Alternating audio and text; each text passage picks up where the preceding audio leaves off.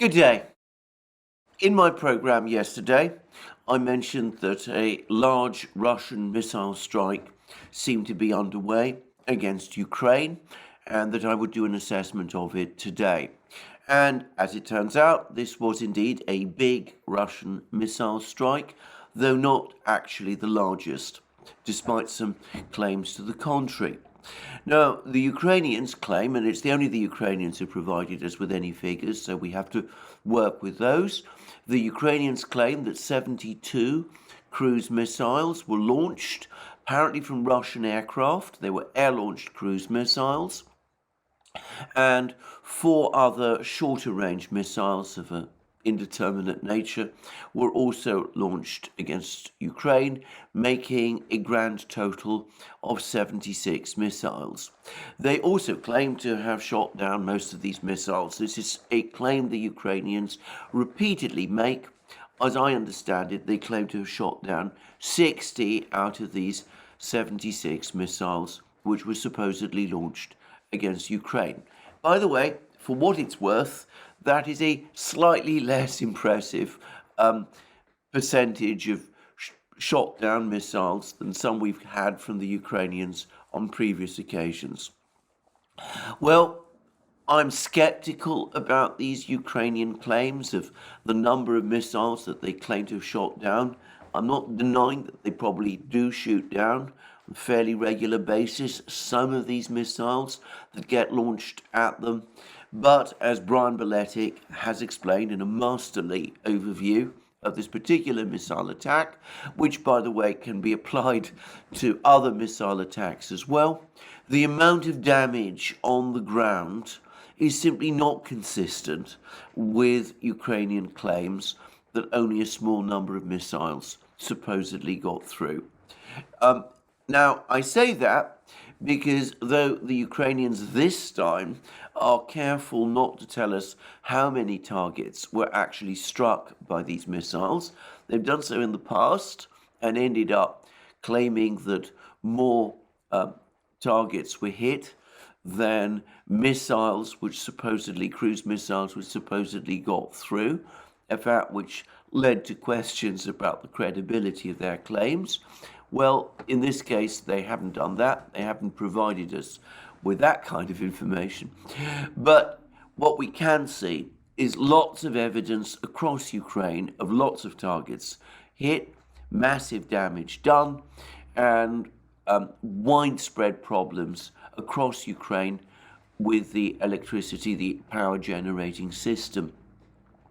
And I've noticed, by the way, that this time, in contrast to what was the case with the previous missile strike, not even the Western media, at least not even the British media, is trying to pretend that the effects of this strike were anything less than devastating. They're not saying on this occasion that the missile strike was less effective than earlier ones because supposedly so many of the missiles had been shot down. I've noticed that this time they're more willing to accept the scale of the damage, probably because some of the missiles were launched at facilities in Kiev, and it is impossible to conceal either from the Ukrainian population in Kiev or indeed from the journalists, the Western journalists who are located there, the scale of the damage done. Now, I'm not going to say much more than this. I will just make one observation, which perhaps gives an indicator of the scale of the damage better than anything else, which is that apparently the internet across Ukraine, as is regularly the case when these missile attacks take place, the internet was severely degraded, and this was one of the worst of those instances when essentially the internet across most of Ukraine practically stopped working. So there we go, a devastating attack carried out by the Russians. No sign, as I've said before, that the Russians are running out of missiles. Lots of speculation about the size of their stock of missiles. Lots of speculation about the quantity of production, Russian production of their missiles. We can speculate about that. until doomsday comes, without more information from the Russians. It is only speculation. The facts that we know point to continued heavy missile strikes of this nature taking place at least twice a month, sometimes more often, and of course missile strikes taking place as well over the course of the week as the Russians carry out missile strikes, as they have done, by the way, throughout the war, against individual Ukrainian military targets. Those are not part of these big missile offensives that we are seeing. No sign of any slackening in the scale of Russian missile attacks, at least not for the moment. And Brian Beletic says that the Ukrainians themselves have admitted that up to the Russians have launched around 1,000 missiles since they began this missile offensive in October. And I read somewhere else, though I can't confirm this, and this figure may add to missile numbers, not just cruise missiles, but other types of missiles. But anyway, I read somewhere that the Russians have launched 4,500 missiles in total over the course of this war since February. That, as I said, may not be quite a comparable figure, but let's put that aside. The fact is, we see no sign of this missile offensive slackening or slowing down if the Russians are indeed running out of missiles, where there is no sign of it.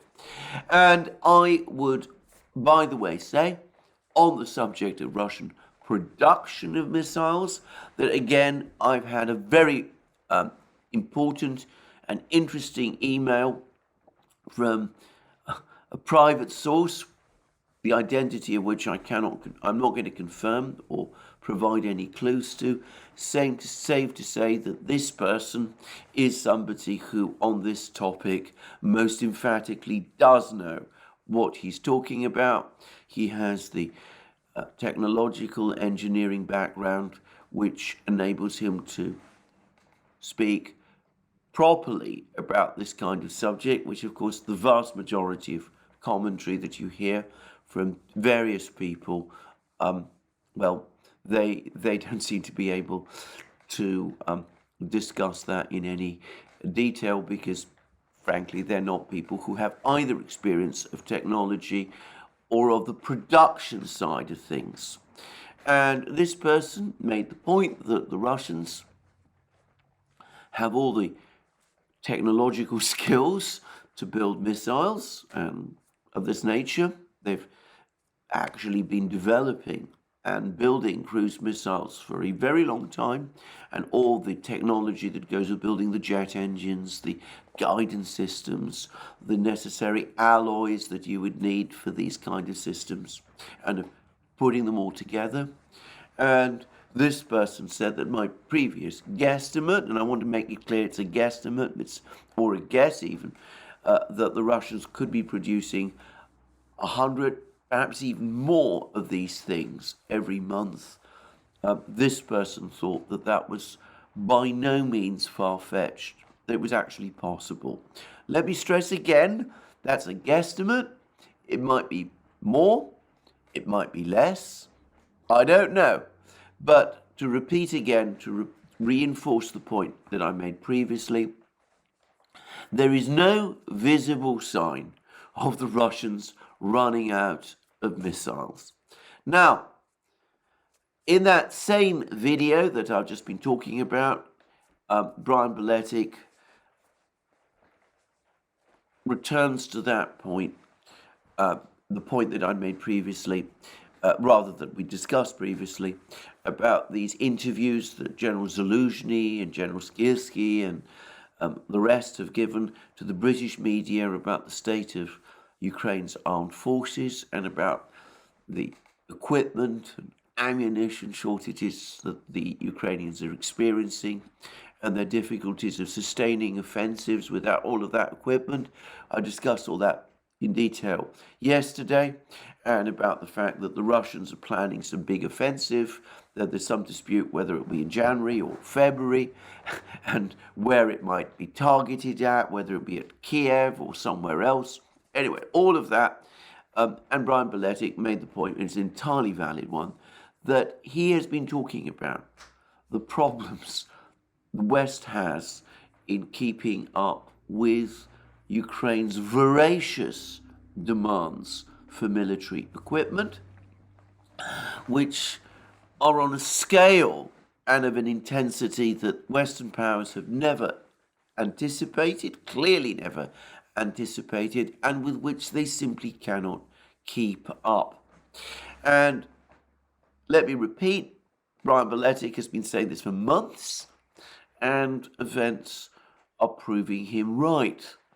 And of course, he mentioned Zelensky's request or demand for 300 tanks, was it 600 or 700 infantry fighting vehicles, 500 howitzers, and that this is an absolutely almost fantastical request for weapon systems. But given the character of the war, it would simply be burnt up if that number of weapon systems were supplied. It would be burnt up incredibly fast, and the Ukrainians would end up in that situation after a few weeks or months of coming back to the West and demanding or insisting on more numbers of systems, tanks, infantry fighting vehicles, howitzers, you name it. They would start demanding more of those be supplied to them, despite this huge number that they had already been supplied with. In other words, they would run through at lightning speed whatever weapon systems the West gave them. Now, why am I bringing all this up again? Because for the first time in Britain, which has been at the forefront of this war, we are starting to see the first hints of possible concern about this. And the first, I'm not going to say hints or even suggestions of a change of policy, but at least maybe the first signs of doubt. The British government, Prime Minister Rishi Sunak, apparently himself, has now instructed that what is called an audit of where the Ukrainian war is going, he's asked for that to be provided. Now, I should say this is a misconception. It's not an audit. We're not talking about some kind of financial analysis of the state of the war. At least that's not my understanding of it. This is a British government bureaucratic phrase. It's essentially a report and a review of the actual military realities, not just military, logistical, economic, all of those things. And it's something, by the way, that the British government does, or is supposed to do. I don't know how often it does do it, but anyway, there is an actual procedure for this, which is part of the normal mechanism of government in Britain. Once upon a time, this kind of thing used to happen fairly regularly. I suspect it happens less often today, but this is not by any means an unorthodox or unusual procedure that the Sunak cabinet has just ordered. Now, let me make it very clear. I'm not making any predictions that any of this is going to lead to any sort of change of policy. I don't expect, for example, Rishi Sunak to come out and say, well, we sent all these weapon systems to Ukraine, we sent all this money to Ukraine, it's all gone to waste, nothing has been achieved, the war is failing, Ukraine is losing, the time has come for us to cut our losses and, well, walk away. We're not going to get anything like that from Sunak or from the British government. Quite likely, this review is going to be made. It's going to be kept confidential. We're never going to see it. It's going to be provided to the cabinet and to no one else. And that will be the last we hear of this. Policy will remain exactly the same as it is now. The British government is far too weak, and Sunak's position as Prime Minister is far too fragile for him to take on the British establishment on this policy with respect to Ukraine, given the enormous momentum, if you like, behind this policy in Britain of supporting Ukraine. But having said that, what is interesting about this information that this report is now being commissioned is two things. Firstly, someone has leaked the fact to the media, not perhaps entirely surprising, but secondly, the reports, the media reports, the British media reports that have come with that leak. We learn that across Whitehall, there is enormous concern about this review. I'll call it a review rather than an audit. There's worries that the review might indicate a slackening of support, a reduction of support for Ukraine. Now, bear in mind, as I said, this is just a review. It's not any sort of policy paper. And as I said, it's a review that has been requested by ministers, British ministers, which is, as I said, a standard procedure. And yet already we're seeing what are in effect warnings being made publicly in the media, and lots of parts of the British media are reporting all of this.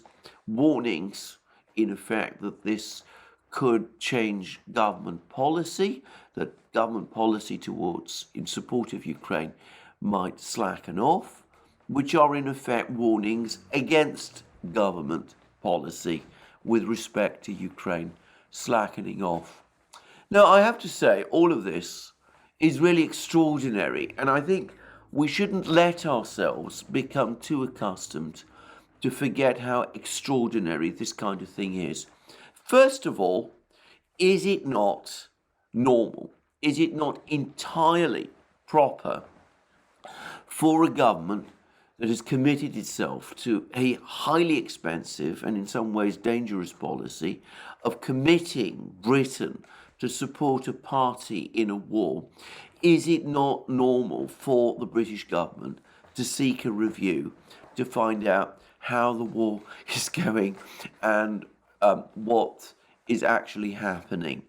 One would have thought that this was an absolutely normal thing for a government to do, indeed a proper thing for the government to do. After all, if they're not going to conduct these periodic reviews from time to time, well, presumably they will cease to have that proper, clear understanding of the state of the war, the state of the commitment that Britain is making to the war, the investments, if you like, that Britain is making in the war, that the British government should have.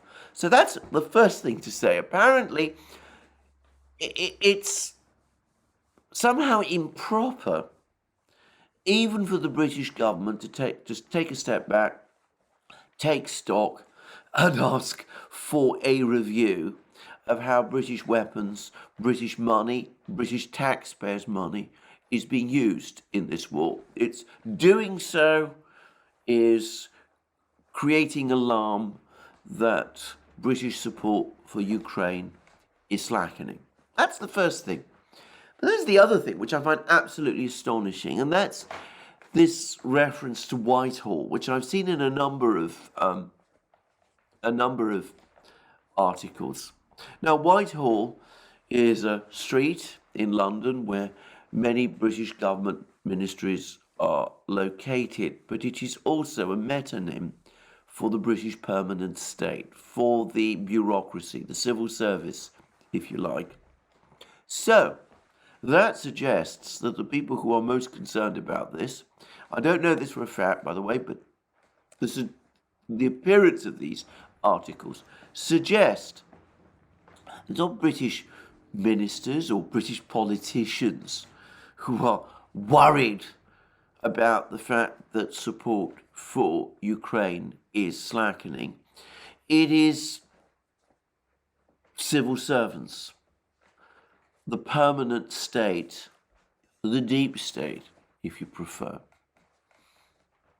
Now, I say all of that because once upon a time, long ago, in a galaxy far away, but which I remember from my time working on the fringe of the British civil service bureaucracy, if you like, the function of civil servants was not to make policy, but to brief ministers, to advise ministers, and to execute the policies that ministers had decided upon.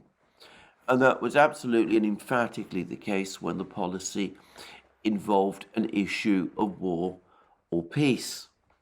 And yet that reference to the word Whitehall appears to suggest that some members of Britain's permanent state, its civil service, if you like, are unhappy that the Prime Minister and ministers are asking for a review, and that they are worried that this might lead to some kind of change in the policy that they are supporting.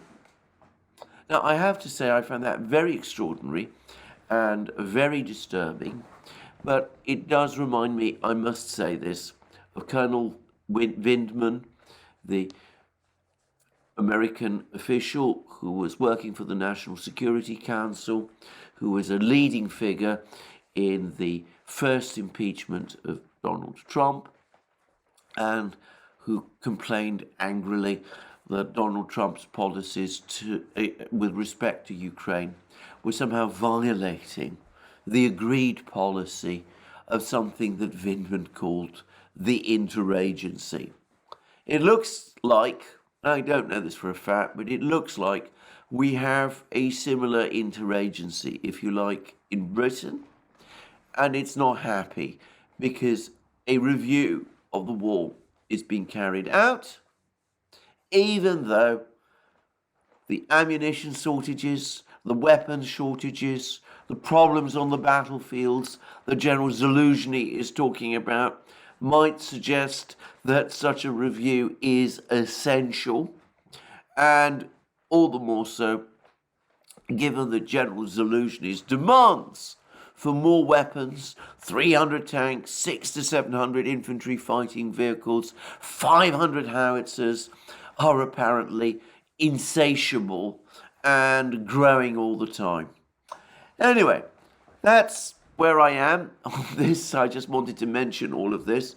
I don't, as I said, want to make more of this story than I should. Perhaps I'm devoted more time to it than I should have done but then, I'm British. It's something that's close to my heart, if you like, because this is my country. So I'm just mentioning these rather strange and curious reports, which seem to me to be so unlike the way British government used to work in days which I still remember. Anyway, let's get on to bigger topics. There's been less news from the battlefields, but there has been some, and there's a report appearing yesterday that the Russians have captured a place called, I think it's called Vodyanoye. I'm probably getting that name wrong or mispronouncing it in some ways, but it's an important settlement near Donetsk city on the sort of Avdiivka front. It suggests that the Russian advance towards Avdiivka is still continuing. Possibly the battle for this place is not yet fully ended.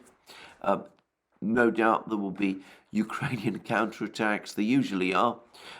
No doubt it will take some time for the Russians to fully consolidate their control of this place, but it still seems that the Russians are advancing in this precise area.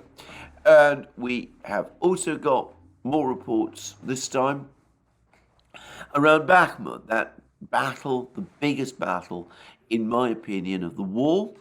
And there are reports that more Ukrainian reinforcements have been sent to this area.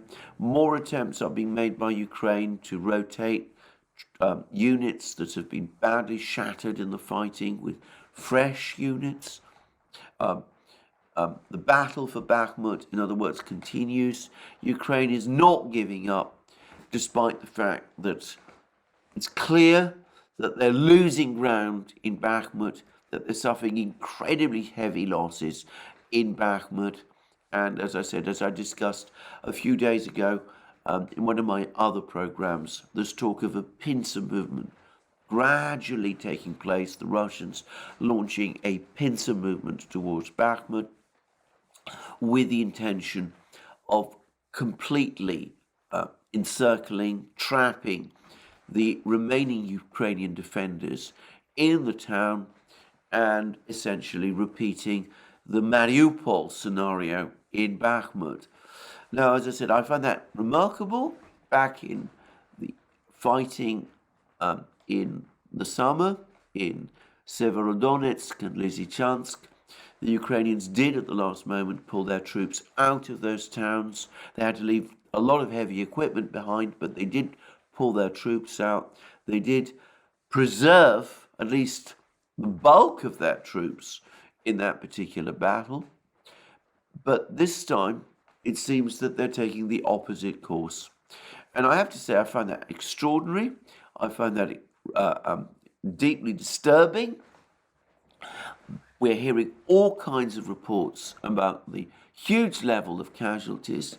And I'd seen a report some days ago about hospitals in Kiev having to turn away patients, apparently because their resources were completely tied up trying to treat injured soldiers from the battlefields, with suggestions that most of them were coming from Bakhmut.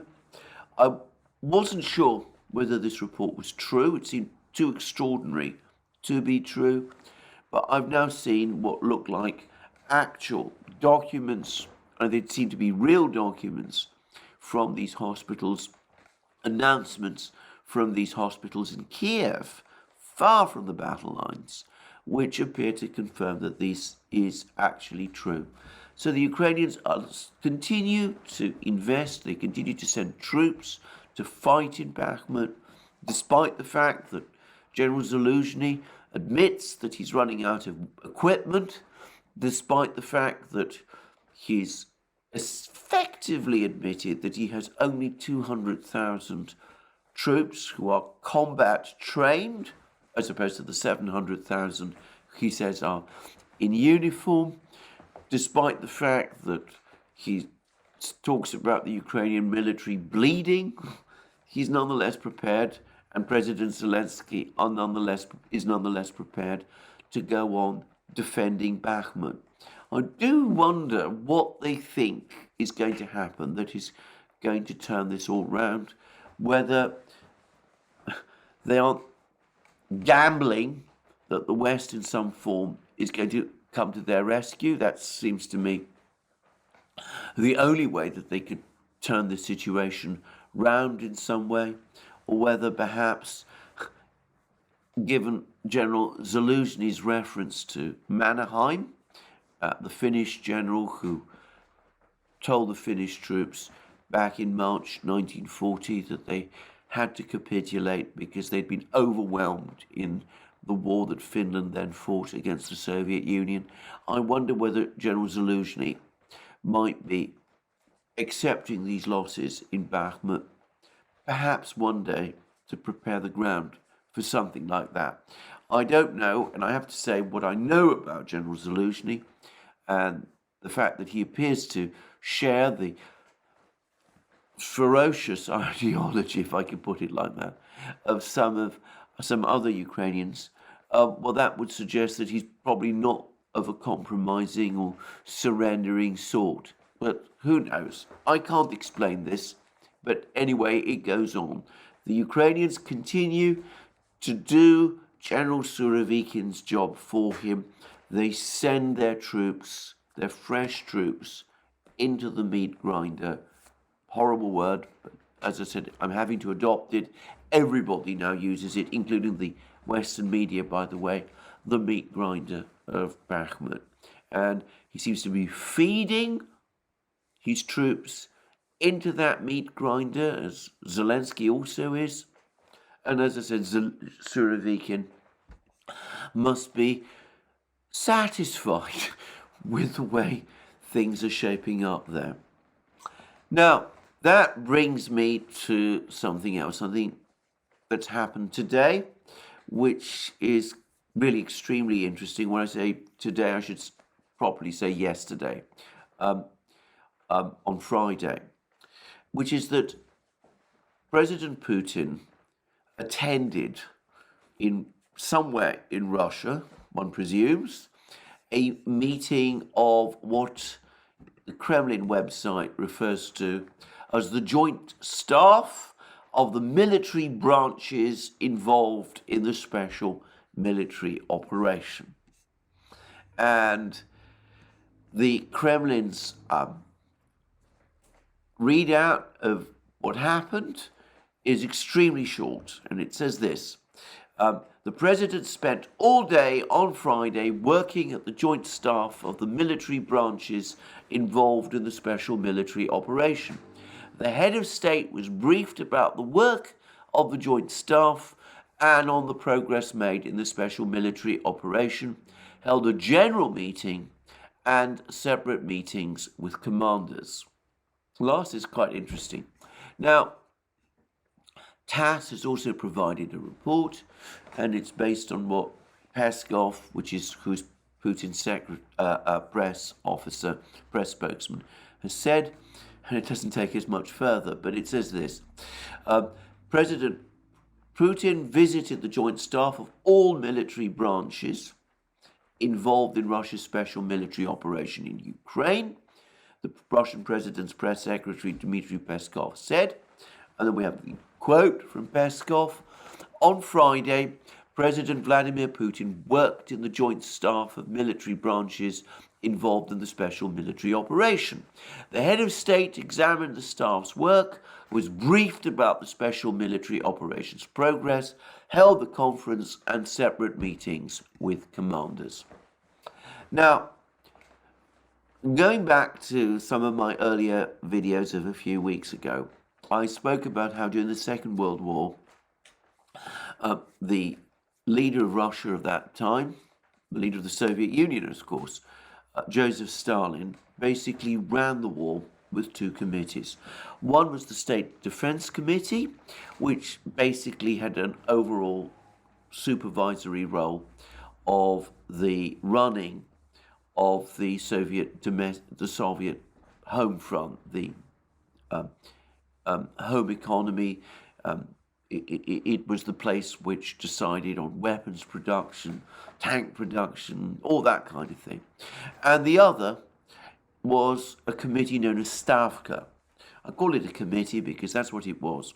Stavka was a committee which brought together the heads, the leaders of the military leadership and Stalin, and which together planned the various battles which the Soviet Union fought over the course of the Second World War. So Stalin had a committee that dealt with civilian questions, the home front, and he had another committee, Stavka, which basically ran the military affairs. And I said that perhaps without exact understanding, Putin, the Russians, seem to be reverting to the same pattern. Though I should say, by the way, in parenthesis, that given what an intensely historically minded place Russia is, I would personally be surprised if the two committees that Putin has set up, the one, the coordinating committee, which is dealing with the civilian economy, and this joint staff headquarters, or whatever it's called, the joint staff of the troops involved in the military operation. I suspect there's a acronym somewhere there. Anyway, I would be very surprised if these were not consciously created in imitation of the GKO, the State Defense Committee, and the Stavka of the Second World War. Now, I'm not a huge expert about the military side of these things. This isn't something that I've studied in any deep detail. As I said, if you want to learn about Stavka and how it functioned, well, there's lots of books about this. John Erickson wrote an important history of the Soviet Union and its war in the 1970s, I believe. He's a British historian. And, of course, the American historian, I think his name is David Glantz, but I may be getting it wrong. I'm not, as I said, a military historian in any form, but he's written vast numbers of books on this topic, and no doubt those discuss Stavka, the wartime Stavka, in detail. And, by the way, if you want to go to a website which touches on these things well and has an understanding of them much greater than mine, John Helmer's Dancing with Bears is absolutely the place to go. But anyway, let's just take a step back and look at what we know about the wartime Stavka, Stalin's wartime Stavka. And we find that at the very end of the war, its membership consisted of Stalin himself, Georgy Zhukov, who, along with Stalin, by the way, was the only person who remained a member of Stavka right through the entire war. The membership changed, but he was always there, and he was the deputy commander-in-chief under Stalin, and presumably a kind of informal chair of Stavka when Stalin wasn't there, though I doubt that happened very often. Anyway, Zhukov, the leading general of the Soviet Union during the Second World War, the man we associate today with the Soviet victories in Moscow and Stalingrad and Berlin. Anyway, Zhukov and General Antonov, who was the de facto chief of staff, General Vasilievsky, or maybe they were marshals, I don't quite remember, but anyway, Marshal Vasilievsky, who was formerly the chief of staff, but who was actually apparently more of a battlefield commander. Nikolai Bulganin, who was a civilian official, but who was actually carrying out the duties of Minister of Defense. The supposed minister, the Minister of Defense was, nominal Minister of Defense was Stalin himself, but it was Bulganin who was actually running things as in the Ministry of Defense. Though, as I said, he was a civilian, the only civilian on Stavka at the very end of the war. And Nikolai Kuznetsov, who was the commander of the Russian Soviet fleet at that time. He was a naval officer. So it was essentially Stalin with his key military leaders, Antonov, Zhukov, Vasilievsky, and of course Kuznetsov. And Bulganin was there, as I said, to make sure that the civilian part of the defense ministry, the logistical side, was kept functioning and knew what the military commanders were deciding. Now, I don't know what is the exact membership of this joint staff of the joint staff of military branches involved in the special military operation. But the Russians have published some photographs, and there's also a film. And, well, there's these pictures show Putin visiting this place. We'll come to where it is, where it's located shortly. But anyway, he visits this place, and at one point he's in a conference room. And I noticed that the person who was sitting on immediately to his right at one point was none other than Surovikin, who is, of course, the overall commander of the forces involved in this conflict. Now, there is another film, there's actually a film of Putin sitting in a completely different room, this time at a kind of circular table, or not even a table, but a circular arena. He's got Shoigu and the defense minister, and Valery Gerasimov, he's also there. He's the chief of the general staff. So they're both there. We don't see Surovikin, but we can hear his voice. And there's photographs of Surovikin, who seems to be in this second conference room, and he seems to be pointing at something, presumably either a map or a video display or something like that. So he's there, and he seems to be fulfilling, or so it seems to me, in effect, the role of the person who's in overall charge at this headquarters. A position perhaps somewhat analogous to Zhukov's in the Stavka. And of course, just as Stalin in his Stavka had the Antonov, who was the de facto chief of staff, and Vasilievsky, who was the nominal chief of staff, though, as I said, he was actually more of a battlefield commander. Well, we see that Gerasimov, who is the chief of staff today, he is there participating. And just as Stalin had his Minister of Defense, Bulganin, or rather de facto Minister of Defense, Bulganin, who was a civilian present on the Stavka. Well, we see Shoigu, who is also, by the way, a civilian. He's also participating in all of these meetings. In fact, we see him in one of the photographs standing next to Surovikin. Surovikin points, as I said, to this map or display with his pen. It looks like some kind of a marker pen. So, quite interesting, setup. Where's it happening? We're not told.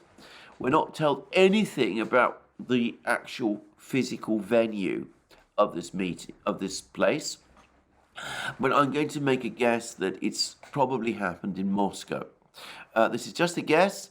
I say that because the conference areas that we see in the photos and in the film look permanent.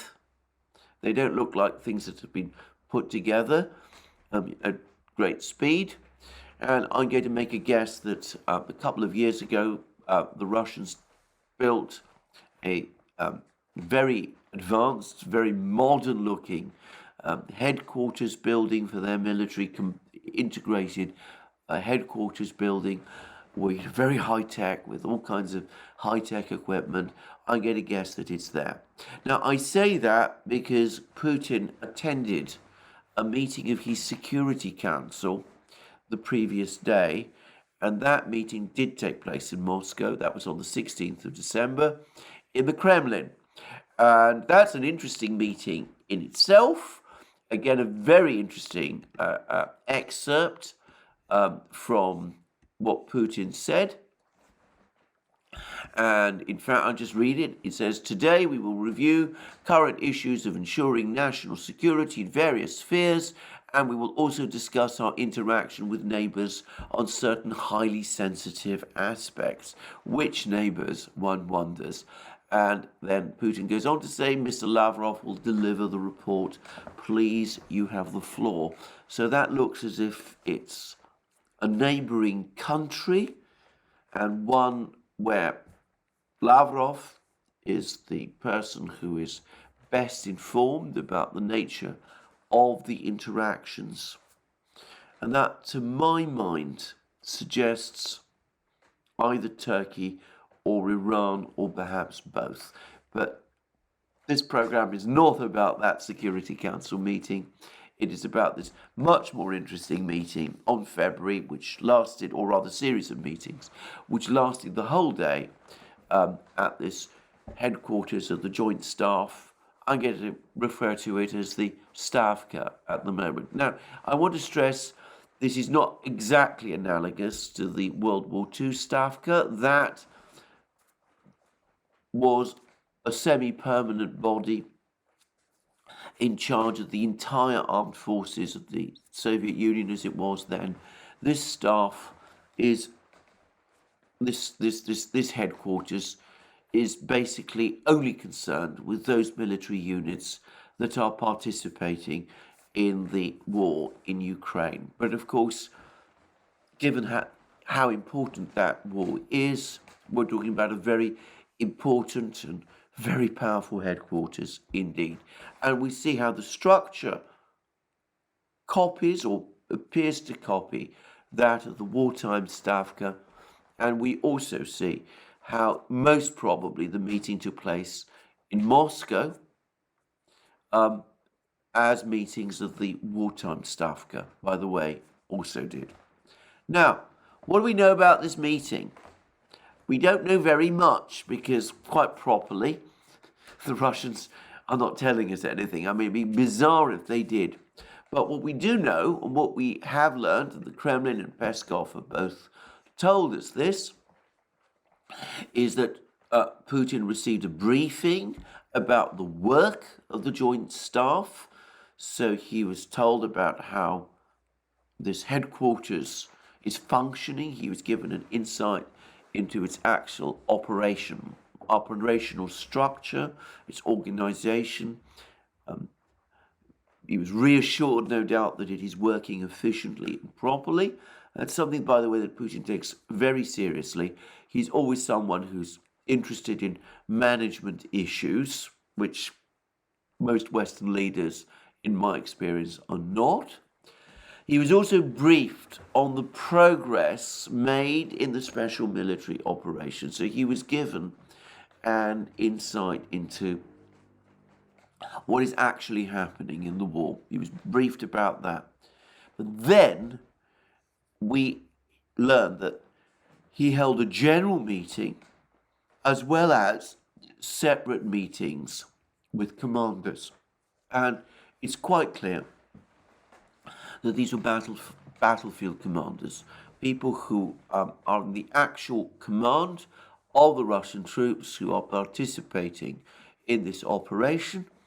And they participated in this meeting. They had meetings with Putin. Presumably Surovikin was present at all times. They would have briefed Putin about the state of their troops, the state of events on their battlefield, and about their operational plans. And we're explicitly told that this was the case. We haven't, not in these notes that we've seen, but in other places in the Russian media, we're told that Putin was briefed about those plans, the plans of the individual commanders. And we're also told that there was a general meeting, and this is clearly the meeting which is dominated by Surovikin, in which he's pointing at his map or visual display with his pen, and you can hear his voice. He's clearly outlining to Putin some kind of scheme, plan, strategy, who knows what, about the future of the battle. Now, I am not going to speculate further about this, though I can assure you that people in London, Washington, Paris, Brussels, Berlin, and of course Kiev, they're going to be going into far more detail than I am or can do, trying to sort of read the tea leaves about what all of this means. But it does look to me like some kind of a council of war and an indication that the Russians are working on some kind of a plan, presumably for their winter offensive, and that the finishing touches are being put to that plan and that Putin is being briefed about it. So it may be that this plan is still a work in progress. It may be that there's still lots to do, or Alternatively, it could be that we're about to see things happen fairly soon. About that, I'm not going to even try and speculate. Any speculations I made would have no basis, and I'm not in a position, as somebody who's not a military person, to make them. But anyway, there we go. That's what we see. And of course, we see something else, and that is that this meeting, which took up a whole day, or rather these series of meetings, the Russians want us to know that these meetings have actually happened, that they in fact took place. They want to communicate that fact both to the West and, of course, to the Ukrainians. They want us to know that there were these meetings. Now, again, I'm not going to guess or try to guess as to why this was so. Is it, to have us all guessing about what's coming, what the Russians are going to do? Is it in order to scare people in the West? Say, my God, the Russians are all coming together. Surovikin's put his finishing touches to his great master plan. Who knows? But it is interesting that the Russians are telegraphing to the Western powers that a meeting like this took place, and that some serious matters were discussed, and that Putin was briefed not just about the general state of the battle, but that he actually had one-to-one meetings. Well, I say one-to-one meetings, but there would have been meetings with the individual commanders, with Surovikin presumably present throughout. So this is quite a big event, and it may mean, as I said, that this offensive is about to be launched, or it may mean that, as I said, they're still working on their plans, but clearly it does mean something. What exactly, as I said, we will have to wait and see. And that brings me now back to the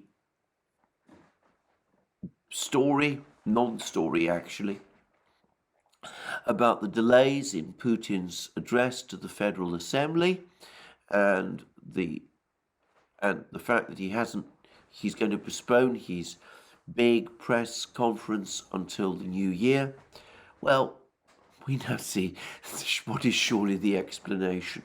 The Russians are working heavily on something of a military nature involving Ukraine.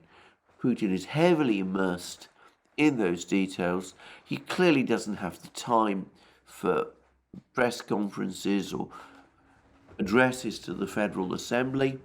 And anyway, given that the shape of that press conference and of the address to the Federal Assembly will no doubt be determined by the military developments on the battlefields that will be the product of this meeting, or meetings, because I'm guessing that there's been many more than just one.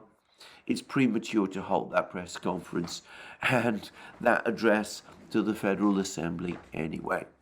Well, I discussed this at some detail. As I said, there's only a limited amount that I can glean from this, but it is all interesting. And as I said, I am absolutely sure that in the Pentagon, in the British Ministry of Defence, they've been working much harder than me, trying to work out what exactly this all means. What have the Ukrainians been doing in the meantime? Well, they do what they always do when they find themselves under pressure, which is intensify their shelling of Donetsk. And this has been going on now for several days, and it's increasingly apparently using multiple rocket launch systems.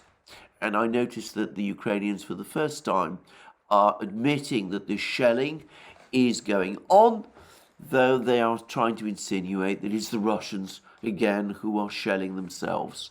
But in my experience, Ukrainian shelling of Donetsk tends to intensify whenever the Ukrainians are becoming worried and nervous, and perhaps this meeting and news of that meeting is going to, in Moscow, if it was in Moscow, is going to make them even more nervous And that might explain why the shelling is taking place, and it might mean that the shelling, if anything, is going to intensify.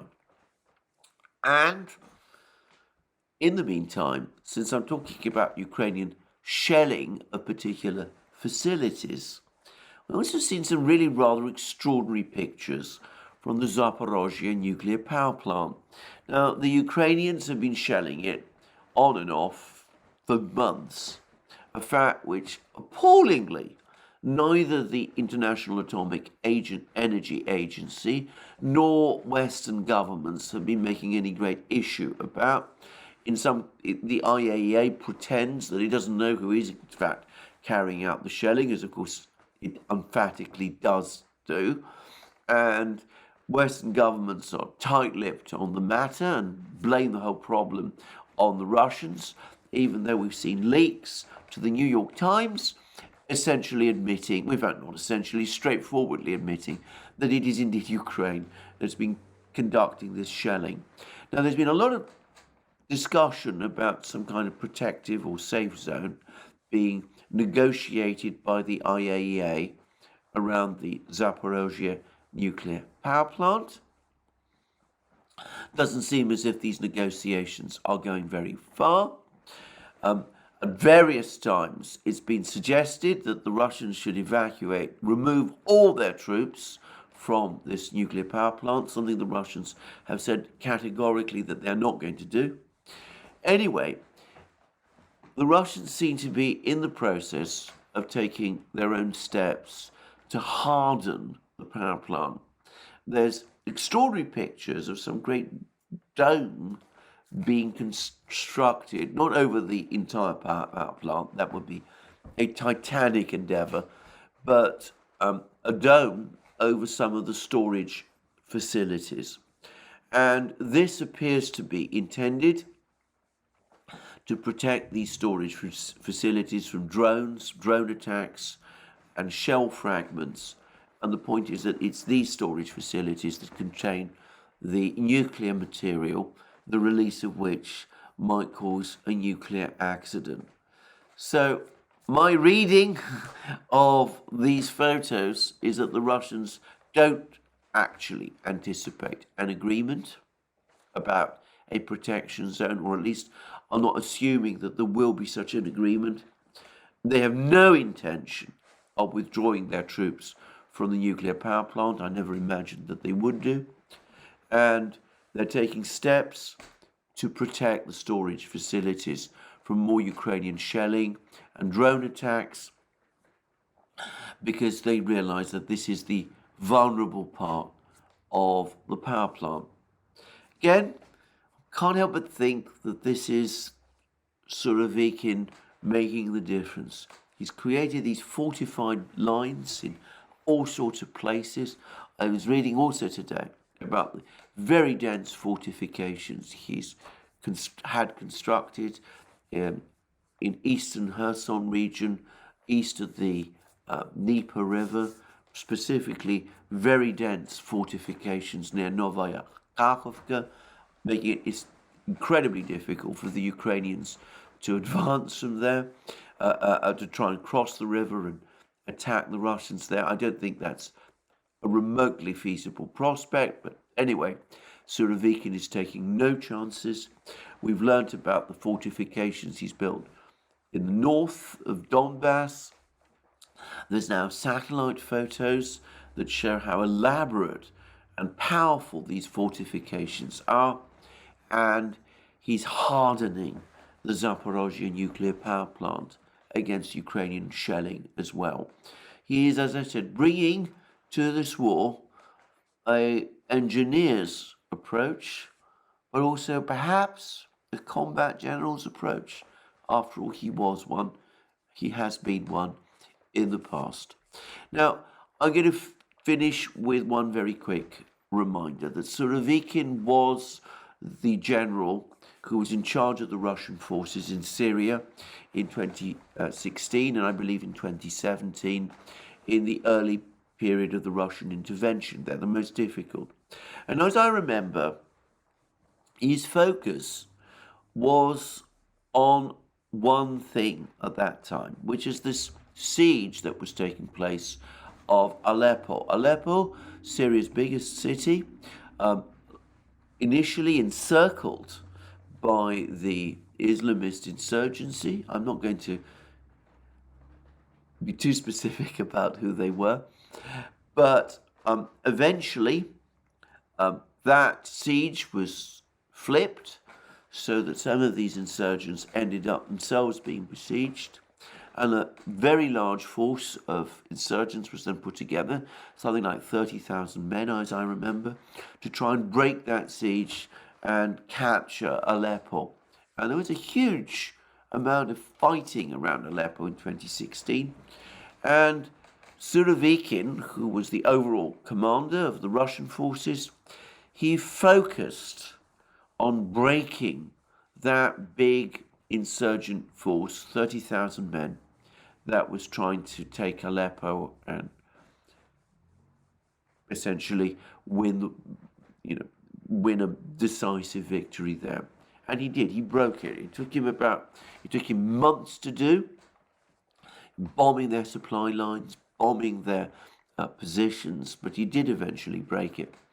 And when he did, it was clear that the insurgency had been permanently weakened.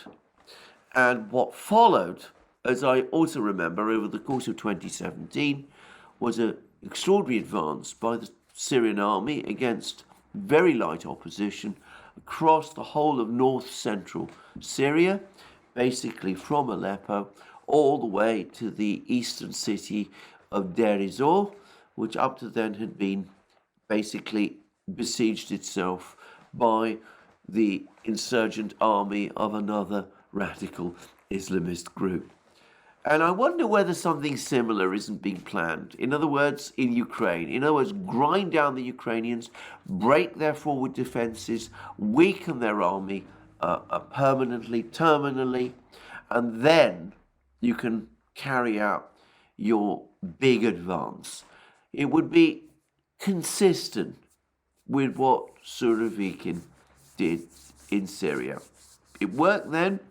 Not sure the situations on the two battlefields, the two wars, are exactly the same. But who knows? Maybe that's the plan. Anyway, that's where I'm going to finish today. Putin, no doubt, has been briefed about it. He knows a lot more about the plan than I do. But anyway, that's where we are. And thank you again for joining me today. More from me soon. And have a very good day. And in the meantime, please remember you can find us on our other platforms, Locals, Rumble, ODYSEE, BitChute, Rockfin, and Telegram. And you can support our work via Patreon and Subscribestar, and by going to our shop and buying the things that you will find there, our mugs, our hats, our hoodies, our t-shirts, our sweatshirts, and all those things.